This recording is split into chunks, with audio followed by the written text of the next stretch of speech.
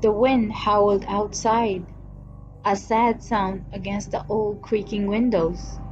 Inside, John sat huddled under a worn-out blanket, a flickering candles casting long dancing shadows on the wall.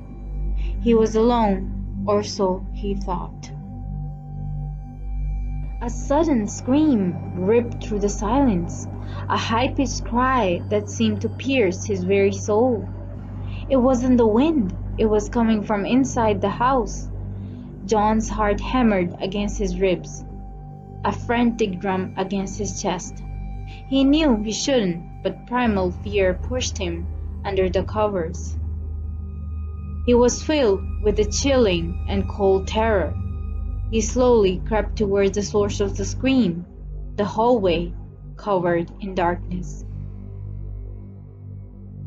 As he neared the end of the hallway, the scream came again, closer this time, echoing off the bare walls. John's breath caught in his throat. He could make out a faint, white glow coming from the closed door at the end of the hallway. It was his daughter's room. His daughter Sarah had been away at the college for past few months.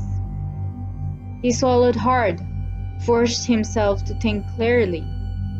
It had been the wind, a loose shutter, some random noise playing tricks on his imagination. But the scream was undeniable, chillingly real. With the shaking hands, he pushed the door open.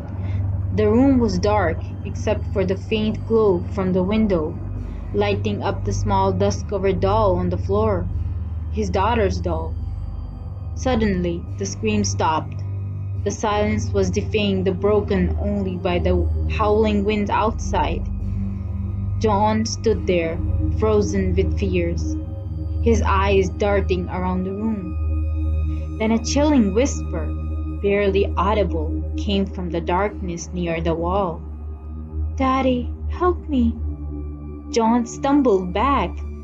The cold whispers was sending chills down his spine. He knew that voice. It was his daughter's voice.